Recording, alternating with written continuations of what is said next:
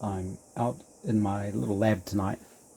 I'm still waiting for the fittings for finishing off some of the oil piping, although I did get the 3/16 piping I need to do the feed up to the rockers. I just haven't done it yet. I've been slightly distracted on other things. One is I'm still working on these Rotax, the Rotax panel. This one was printed in ABS and has been polished up. I want to remake the switch. I'm not going to use the really big switch there. I'm going to make up my own sort of switch. I think that uses a normal micro switch, which will switch a starter solenoid. So I want to build that up. And I've been playing with printing and polishing up the little plastic bits. That works pretty well.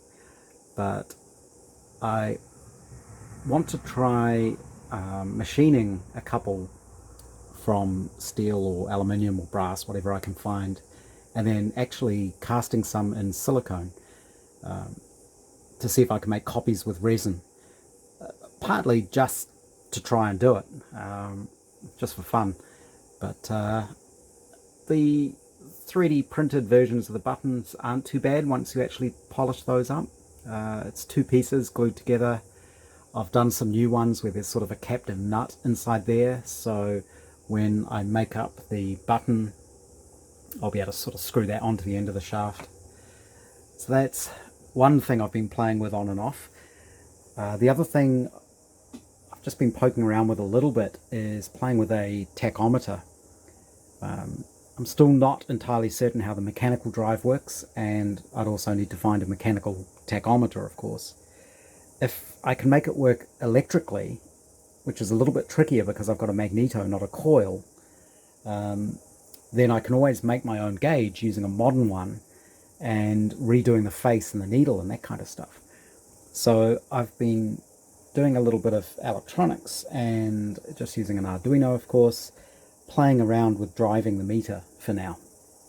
I just basically want to be able to drive the meter with a potentiometer here, and once I know I can do that and do it smoothly, then it's just a matter of coming up with some sort of sensor to pick up the spark plug impulses. And there's various different ways I can try doing that. I might have to have a play around on the Austin 7 or even my MGB, see if I can pick up capacitively or inductively off one of the spark plug leads, or there'll be various ways I can do it. But first I wanted to actually be able to drive the meter. So this is a really simple little sketch. It gets a little bit fiddly with converting the values because I'm using the timer 1 library on the Arduino to generate a square wave signal to drive the tachometer, the same as a car would. And it's basically kind of a matter of figuring out what the right frequency is. The library actually uses the period, so it's sort of you need to do mathematical tweaking to the values to be able to read from a potentiometer and get the value from this to match smoothly to the RPM value, and that works reasonably well now. So you can sort of adjust that. I still need to tweak the duty cycle and things like that. You can see I've got my little scope showing what the pulses look like coming out of it. It's been so long since I've actually done any electronics, I had to think for a moment how the scope worked again. But that works reasonably well. Doing it electronically, of course, you can do all sorts of silly things. So if I reset this, you can sort of simulate that silly needle flick that modern cars do when they start up. I'm sure some engineer thought that was really, really clever, but it's actually really simple to do if you're driving it electronically.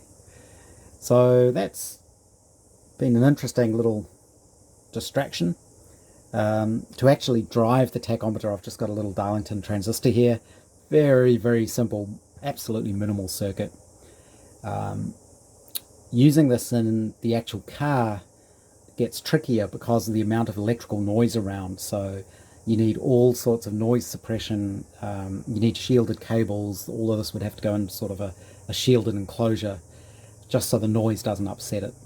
But I'll get it working sort of reliably first if I can, and then I'll worry about making it, or rather get it working functionally first, and then I'll worry about making it reliable.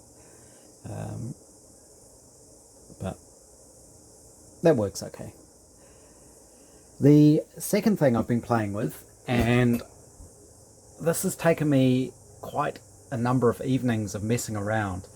I was thinking about the rockers and how the rocker arm wipes across the end of the valve stem, and I was finding it really hard to picture what was going on in my head because of all the different relative motions going on. So I figured the best way to figure it out was to CAD model it. So this is a reasonably accurate CAD model of the rocker gear setup in the Riley 9. You can see the 45-degree angle valve there. I have had to simplify a few things because one of the things you can do in Fusion 360, and this is why it's taken me a few evenings to get this worked out, is actually get things to move. And you can create joints and motion between parts, and I've never done that before, so it was a bit of a learning curve. I've got the basics of it, I think, but I'm finding there are a few tricks to it, as always, and a few little complications. One of the problems is I cannot model the entire motion. I think it is too complex for it to actually figure out what's going on, so I can only do little bits of it. So at the moment, I can go in here and I can actually animate this. And you can see that's animating the camshaft, the tappet, and the push rod. I had to model the push rod slightly differently, so that there's sort of a ball on either end rather than a ball in a cup. It doesn't really matter functionally, but the problem I've got is I can model that fine. Let me stop that. And I can also model the rocker gear tipping, which is actually just the bit I wanted. But if I try to lock this piece to this piece, it can't move. You end up with a problem when it's trying to do the calculations, I think. And I think it's because the motion is too hard for it to calculate. So it just kind of gets stuck, and it just doesn't move at all. But doing it like this, I've been able to piece it together and figure out what's going on. And if we zoom in there, you can sort of see this is the rocker pad with a slight curve on it. And you can see how it does wipe across the end of the arm. Now what I can do,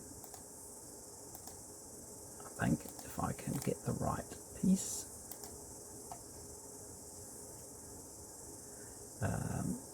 you can change your model. So what I can do here is I can change the shape of the arm. So if I make this flat, we'll recalculate everything.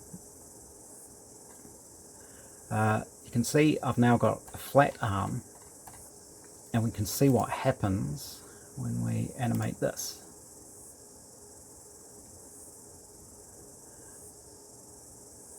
You can see it gets a bit stuck here on the calculation. That's why it jams up. It's obviously trying to figure out what all the contact points are and things like that. But that shows very clearly why it can't be flat. And we can also do that again.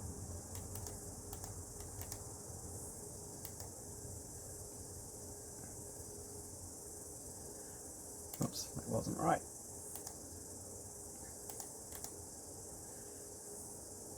What I'm actually doing here is when you build up these models, you end up with a timeline of all the operations you've done, and you can go back and change things in the timeline, and then it recalculates it all the way along.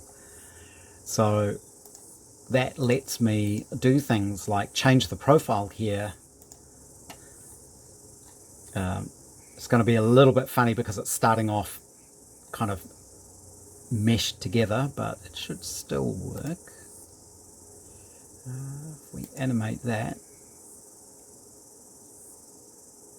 no, it doesn't like it.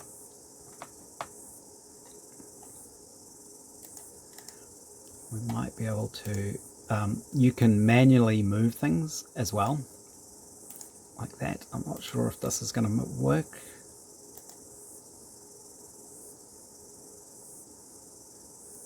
No, it's not happy for some reason.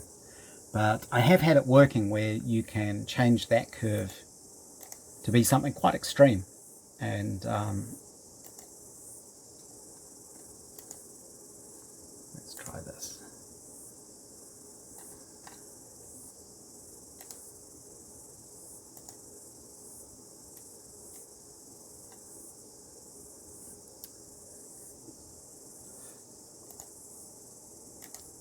I think the problem is when I'm changing it, it's resetting up.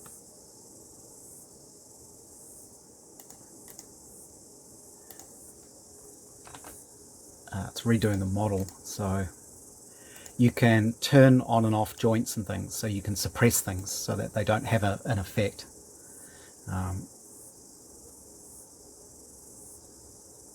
Whoops, I kind of got that wrong. It's very, very powerful software, but it's quite a steep learning curve on how you drive a lot of this stuff and trying to figure out how things work. There's lots of tutorials and things out there, but it can sometimes take a little while to figure out what it is you actually need to look up when you don't know the terminology, or you know, you don't know. Here we go. There we go. You know, you don't know the search terms to look for to know how to find things. So you kind of describe what it is you want to do, and then hopefully you can find something to do it. There we go. So that's with a much greater radius. Now, I'm sorry about the pattern on my monitor. I don't think there's much I can do about that. But you can see how that much greater radius gives you sort of less wiping, but I think the valve is actually going down further. And this is what I've discovered when I've been reading about this. There's an article in some of the old bulletins where they talk about, one, you have to have the radius on there, of course, so it's not flat contact. But you can play with this radius and you can make it so that the radius is bigger at this end, so that when it's at the end of its stroke, it's actually pushing down a little bit further. We may be able to do that. So if I modify this to be something like that, say, we should be able to run that again.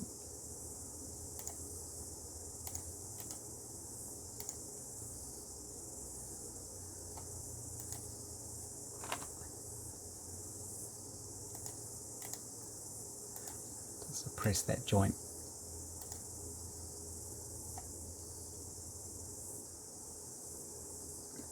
So you can see how playing with that curvature changes how much wiping you're getting across the end of the valve, and how much lift you're getting. So it's interesting. I don't know that it really makes too much difference. I think if you were really trying to get the last tiny little bit out of an engine, you might play with this a bit.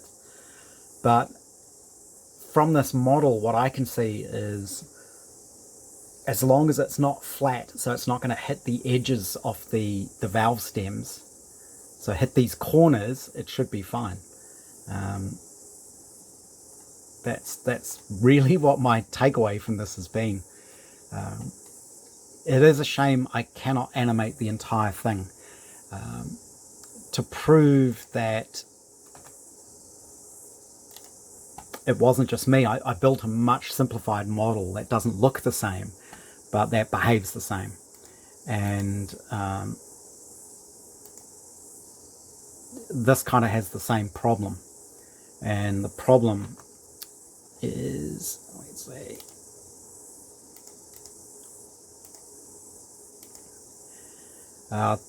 it comes down to having this contact here, which is, it's called a contact set, where effectively what it's saying, sorry, so you can see it, effectively I think a contact set says this piece pushes on this piece. They're not stuck together, it's just this pushes against it. To make this return, you set what's called the rest position, and it almost simulates a spring behind it, but it'll automatically return to that rest position when it's not being pushed. So it's effectively as if it's got a spring pushing it back up. The relationship down here is different. I'm actually using a new feature which is called a tangent relationship, where what you're saying is the bottom face of this piece follows the curve of this piece, or this face of this piece. And it seems like you can't do both at the same time. So let me animate that.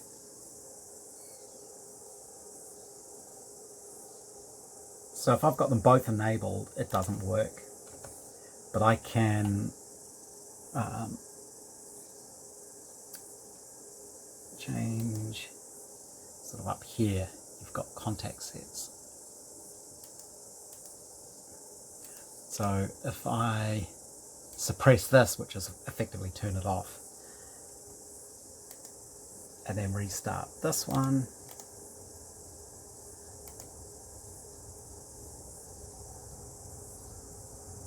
you can see it works again. Because I've suppressed this, it's not touching it, it's sort of passing inside it. If I try to turn both of those on, it won't work. So I think that's a limit in Fusion 360. This tangent feature is very new. I think it's actually come out less than a month ago, which I only discovered after researching it a bit. The other thing I've tried to do is use a contact set here as well, so that I can just say this piece is just contacting this this cam, but that doesn't work either. You end up with the same problem, and I suspect it's something to do with the way it has to do the calculations on what's moving. You've got two things moving and it can't solve the equations. It might be something like that. So it's interesting. One thing to note when you are doing these tangent relationships, they work really well for cams and things like that, but your cam has to be effectively a single face all the way around. Often when you draw a cam, you'll use splines to draw it, and that'll give you multiple faces, and the tangent curve won't work on that. It needs a full curve all the way around. But yeah, it's an interesting little diversion, and it kind of proved to myself what's happening with this rocker pad on the end of the arm, and why that radius doesn't actually seem to be that critical. At least that's kind of what I'm hoping.